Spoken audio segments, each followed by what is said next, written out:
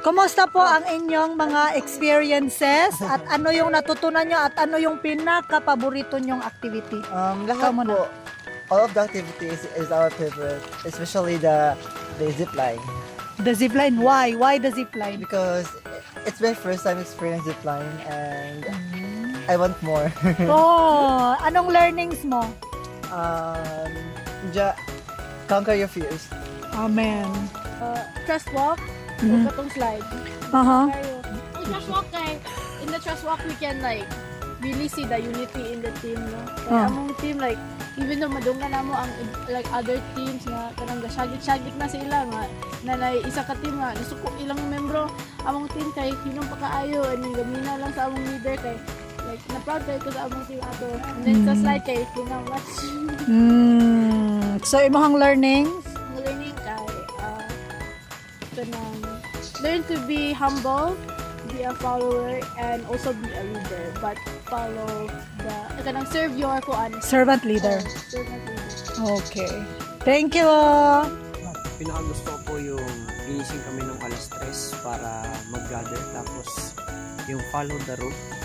As a leader ng isang team, I learned a lot that leading is a big responsibility. If you lead people, it is a burden to you. How much more Jesus leads all people and He sacrificed even Himself. He carried the burden of all the world. So as a leader, I felt burden. But how much more did God felt the burden of the world on His back? Amen. Thank you. Paborito na akong activity yung yung sa monkey king. So yun, Monkey Bridge. ang monkey bridge, kailangan hindi tayo susuko, kailangan magtutulungan tayo. Kung sa ganun tayo ay magsama-sama na walang maghihiwalay, dapat magtutulungan. At sa ano ko yan, sarili ko, kung sa mission field man tayo, huwag tayo sumuko. At fight lang tayo kasi ang Panginoon lang tutulong sa atin. Amen. Unsa imong pinaka paborito sa tanan nga mga activities o ngano? Catching fishes and then the slides Oh, ngano man. because it's my first time. Nagbitbit pa di kag manok. Not catching chicken. Nalani na mo naluto. Mao ba? Okay. Sa maora, nalingaw ra ka. Yeah, nalingaw pa ayo. Okay. Ang akong experience sa survival is nag-enjoy gyud ko og taman sa uban sa akong mga teammates, and then ako pinaka-paborito nga activity is na team building and katong nakop ang tanang scribes og manok Oh, ngano man. kay nakadakop ko. Okay, thank you. Paborito ko yung doon sa pinakalas na part ng activities. Oh, Tapos, ano yung pinaka-last? yung, ano yun? Slide. Oo. Yeah.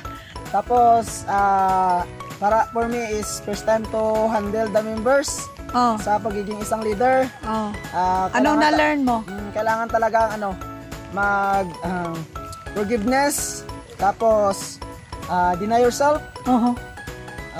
Kailangan mo talaga ng control sa sarili mo. Oh.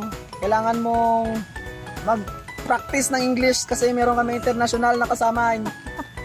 Hindi niya ako maintindihan, tapos talagang unity. Okay. Para yun yung yun yung resulta, kaya kami yung champion. Amen. Congratulations, Carlos Yolo ng 63rd batch.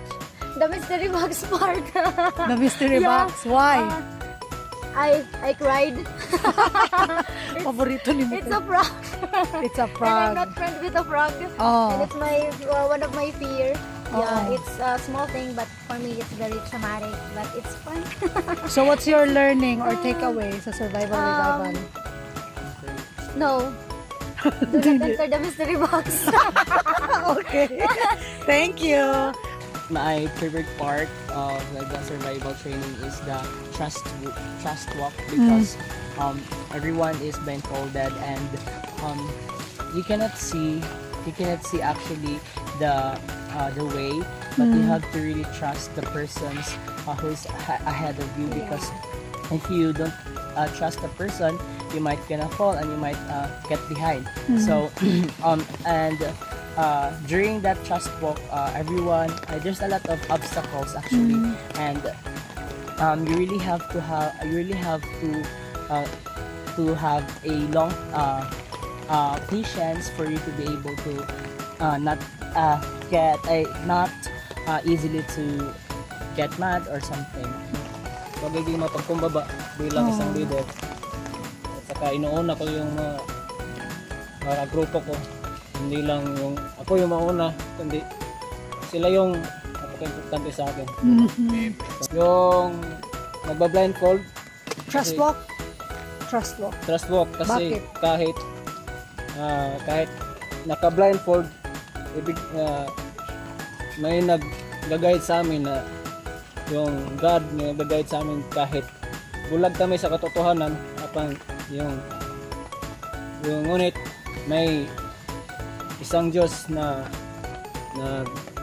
bibigay ng daan para kami ay maging matuwid, maging sa kahit may mali ay tutuwid niya kami para sa isang paraan ay matutunan namin yung tamang landas. Amen. Thank you, Dong.